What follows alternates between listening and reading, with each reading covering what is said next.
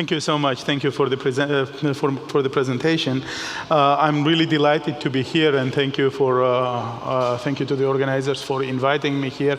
I will try to share my experiences. I will like to share some of my thoughts and some of the ideas, which is on the level of how United Nations and global thinking is in relations to how to apply artificial intelligence to maximize the benefits and minimize the risks which is associated with these technologies, right? I just flew in from Geneva, where today is the last day of the UN Global Summit on AI for Good. This is the second summit where 32 UN agencies got together to see how to figure out how to use these technologies to solve the problems related to the Sustainable Development Goals, and I will touch upon it later on in my presentation, in my talk. Well, I think that you all agree that AI probably potentially is the most powerful technology we have ever created, and maybe some people even argue that this is the last technology we ever needed to invent, and so on and so forth. Some of them associated this with the catastrophic risks as well. But it is really true that today, like never before, we are richer, we are smarter, and we are connected. We've never been richer than this as a human species before. We've never been smarter than that. We accumulated so much knowledge, and we are so much connected. At the same time, this brings really unprecedented opportunities to solve the problems which before that time may seem unsolvable, like title of my presentation, or all these UN Global Sustainable Development Goals which we have here in front of you. But before I go on, I would like to give some of my experiences, how in my lifetime, throughout my career, we felt the acceleration of technology, which some call it exponential growth, some people call it unbelievable growth, and so on and so forth. Let's time travel a little bit, very shortly, going back to 2003, Iraq War. At that time, I was working at the Organization for the Prohibition of Chemical Weapons, and we were assisting countries in the Gulf region who were very much scared that Saddam Hussein was going to use chemical weapons on them. And this was the time when Coalition of Willings unleashed state-of-the-art technology, actually, to start the war in Iraq. This was best of the best technology used at that moment. We saw the war first time in our lives live on major TV outlets, and CNN and everything was showing it. And this is really unbelievable if you see it, that back in 2003, there were 0 military robots used during that war. Obviously, there was no artificial intelligence employed as we know it right now. And then when you reverse it back to 2018, only 15 years after, we have numerous hundreds of thousands or millions of military robots, different type of AIs, different type of systems which are being used. So this is only 15 years, which has really transformed our lives. And we think that 15 years is like, okay, it goes very, very, very fast.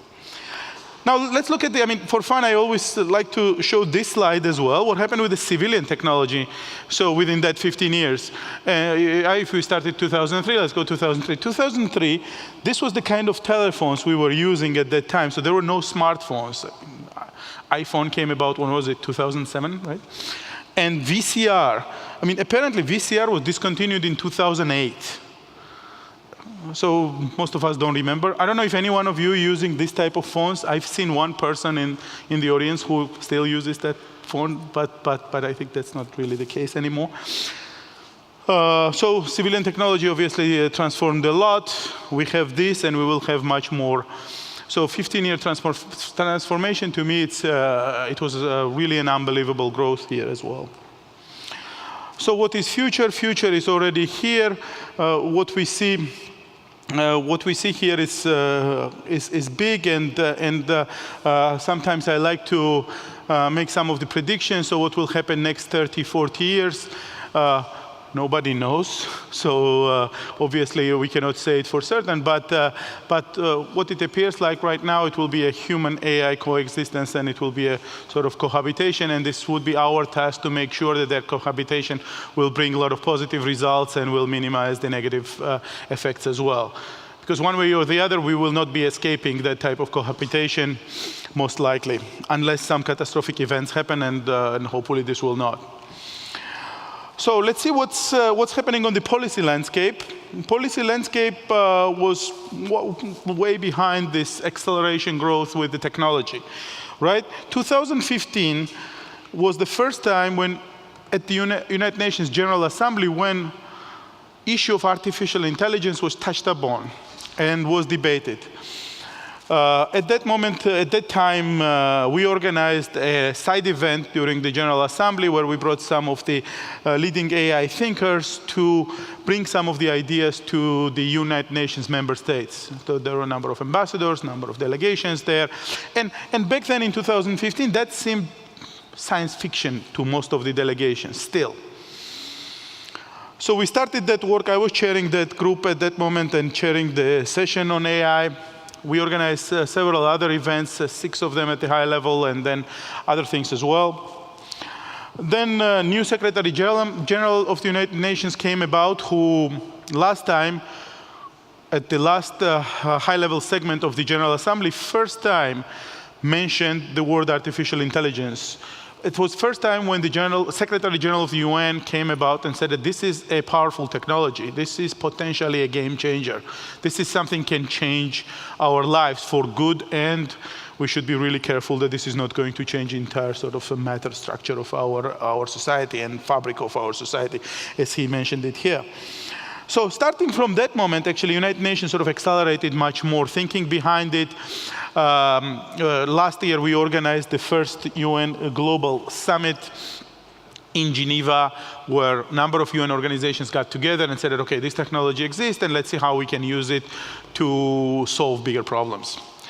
In parallel, from our side, from my side, we initiated a first program on AI and robotics within UN, and the second one was which translated into creation of the center. And center was opened last year in The Hague to enhance understanding of the risk-benefit duality of AI and robotics. So what does the center do? Center does several things. It's connecting UN member states with different stakeholders, because without multi-stakeholder approach, we cannot solve big problems. We need to have together the private sector, governments, academia, and others. It is implementing educational programs, and we created a global module, and in different parts of the world, we are trying to bring in the knowledge to the different segments of society. We're talking about media and journalists, we're talking about policymakers, we're talking about diplomats, and others and others. And this process is accelerating. So far, we conducted 6 global educational programs, and next one will be in the US, and then it's going to China and Japan and many other places as well. And this process is accelerating, and I'm sure that one day we will come and organize something in Berlin as well, and I'd be really happy to chat with you who might be interested to co-host or co-organize it with me. And the third one, which is actually the most exciting part of this work, is that conducting country assessment and facilitation of the exchange of technology to solve the sustainable development goals. So what it really means is that we're going to the countries, we see what are the problems, we see problems related to the UN SDGs, and to see what available technology can solve that problem. This is a massive exercise, obviously. This is a process which we started, and I would like to encourage all of you to get involved in that process as well, and to see how we can be sort of working together on all these aspects, right? Before that, I skipped something. Yeah, some of the sectors who will benefit from this regard, since most of you are here from the private sector as well, and this is certainly not an exhaustive or exclusive risk, but one of the bigger areas certainly would be, or are already benefiting: financial sector, healthcare. Big portion would be security and military. We are now working together with Interpol, and in a couple of months in Singapore, we're having an expert-level meeting on risks and benefits and risks and opportunities of AI for law enforcement to see how future crimes will be conducted and to see how law enforcement organizations can actually counteract and set out the mechanisms to solve those issues. Leading nations, we have a number of accelerated processes happening in different countries. I here pointed out 3. United States certainly is still a big leader in this field. You have 10+ billion VC funding on AI or more, and plus you have these big global companies like Amazon, Facebook, Google, IBM, Microsoft, or many, many others. I don't want to certainly name more, but this is a massive movement happening. Plus, at the same time, all these 3 nations acknowledge that AI could be used for strategic advantage for them. So this is something that countries are putting their national strategies to it as well. Russia did the same thing. Chinese adopted the AI strategy last summer, and by this AI strategy, Chinese government declared that by 2020 they should be on the same level as the United States. By 25 should be ahead of them, and by 2030 they should dominate the world in the field of AI. Then there are some other nations working and having fantastic programs, but I will not sort of spend too much time naming. There's a lot happening in Canada, a lot happening in the EU, and Germany being part of the sort of a leading nation in the EU is sort of understood in that level. Some interesting activities in the Gulf region. United Arab Emirates appointed the Minister of Artificial Intelligence, who I had the pleasure to meet in Dubai, and actually we had a meeting yesterday as well. Saudi Arabia granted a citizenship to Sophia and sort of having some other investments doing there, Japan, UK, and many others. Now let's when we were talking about the benefits and all these 3 days I spent in Geneva, now everybody was sort of excited and very excited about how we will solve the problems. We should not be forgetting that the good side, which is driven from the AI, will also be there will be some negative effects of it as well. And this is something very important. That's why the whole idea of the center and the movement and the program which I started and we started is about risks and benefit duality of it. So the risk portion should never be forgotten. One of the bigger issues associated to the risks, AI-enhanced technological unemployment. I think it's probably the biggest issue we will be facing pretty soon. Nobody really knows how to solve that issue. So if we will have massive unemployment happening, there are no really recipes for that. People exercising different type of ideas like universal basic type of income, retrainings, reskilling, so on and so forth. But none of them are at the moment so to the level that we will definitely do that. In that regard, actually yesterday I initiated a project at the United Nations to start understanding the AI-induced automation and impact of it on the social stability to the developing and transition economies. So what we are talking about here is that while these processes will start, this will not be felt evenly everywhere. And there are a lot of studies and global issues, global studies conducted and mostly focused on the developed nations, but we will have billions of people affected in the developing countries and in transition economies. And over there, that might be very, very difficult to tackle the issue and find the solutions to that. So if anybody's interested, I'll be really available to talk about that at length later on, because we're sort of starting a global project on that with 55+ countries. Certainly, we will have problems on AI-enhanced crimes, and I certainly believe that most of the future crimes, one way or the other, would be associated with AI or AI-driven technologies, because right now it's very easy to start impersonation, very easy. You've probably seen all these videos related to the deep fakes and all of that, where faces or movements or actually the images could be easily impersonated. We have problems with the lethal autonomous weapon systems, and this is a whole big area, another big debate in the United Nations going on the lethal autonomous weapon systems. systems, and this is probably one of the biggest issues which got to the policy level where member states already recognize that this is an issue and created a formal mechanism, something called the Group of Governmental Experts. And they are meeting together twice a year in Geneva, and every time they meet, and then the meeting finishes that we need to meet again because there are no solutions. Right? And there is many explanations why it is like that. But at the same time, technology is being accelerated and the systems are being created. And there is no global framework, no global mechanism to mitigate that. Only one thing, what everybody somehow agrees, that final decision to kill should be still made by a human being. But how to verify it, how to comply that, how to put into the international sort of mechanisms at the moment is not really decided or done. And the fourth one on the risks is the existential risks, superintelligence, something which we are not facing at the moment, and we may not face it for quite a foreseeable future, but something we need to keep in mind. While these systems are being designed and they're becoming smarter and smarter, we should not design something which will basically decide that we are no longer needed. I've talked about the AI for Good Summit, and the main idea why this movement was created, this is the biggest movement in the United Nations, to get together the entire infrastructure, entire forces, thinking, drive, money, and resources of as many as possible UN agencies, plus private sector, plus academia, and plus others, to see how we can solve the sustainable development goals, how this technology can contribute to that process. So let me give you some of the examples you've probably seen, but for the refresher, these are the very, very big goals. And there are 17 goals, 169 targets, 230 indicators to transform our world by 2030. This is an extremely ambitious process.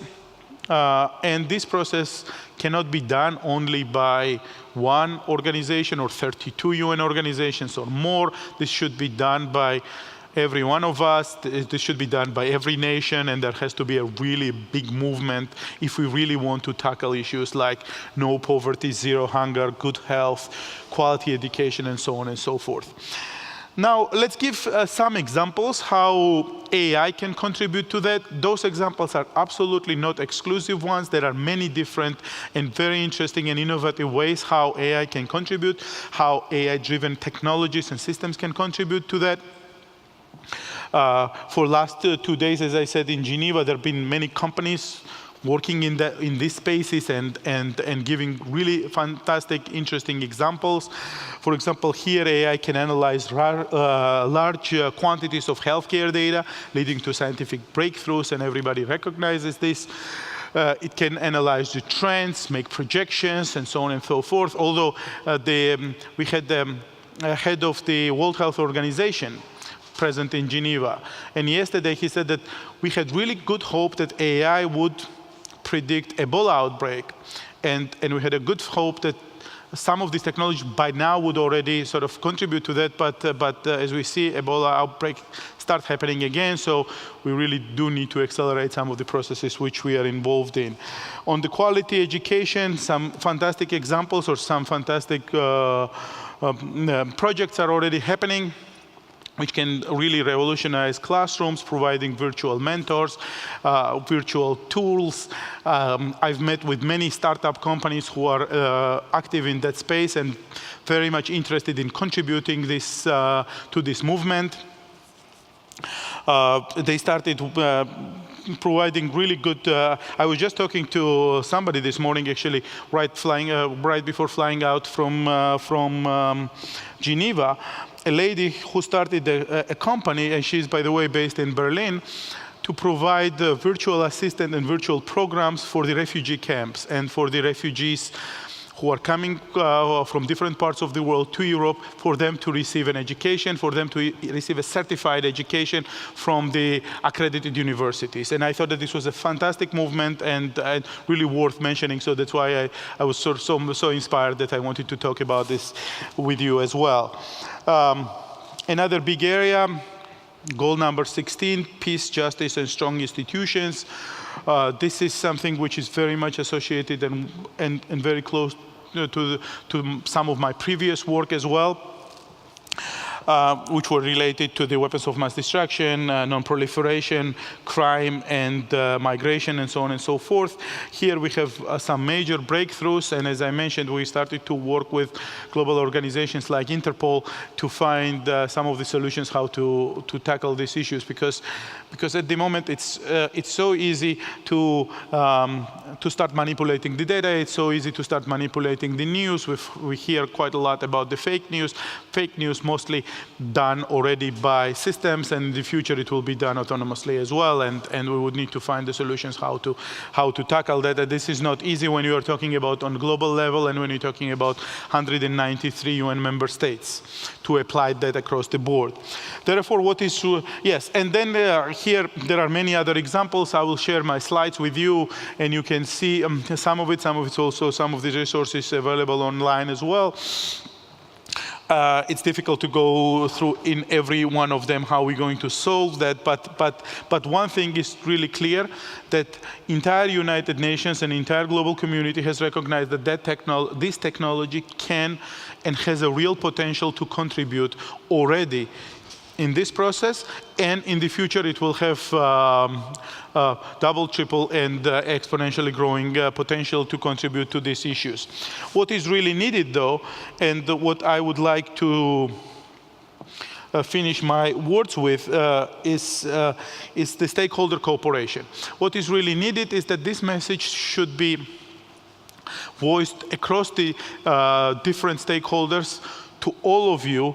Some of you are from the startup community, some of you are from the private sector, bigger organizations, bigger companies. This is very important to understand that how you can work with the United Nations, how you can work with the bigger global organizations, and how this process really means, and how this process is really important, and how to get together. I'd be really happy to have private chats. And I also suggested to, I don't see Veronica, maybe next year we can organize some more focused meetings where UN organizations like myself, we will come and we will actually propose a project and say that, okay, this is a big project, we want to solve this problem, and you guys are here and maybe you want to participate, and we can show you the exactly ways how to do it. And this is not this is a complex process where we need to sit down and actually do that exercise together for private sector community to understand how you can be involved in this movement within the United Nations, and for us also to learn what are the potential from your side. With this, I thank you so much, and I would like to be involved with all of you together to solve bigger problems of the UN. Thank you so much.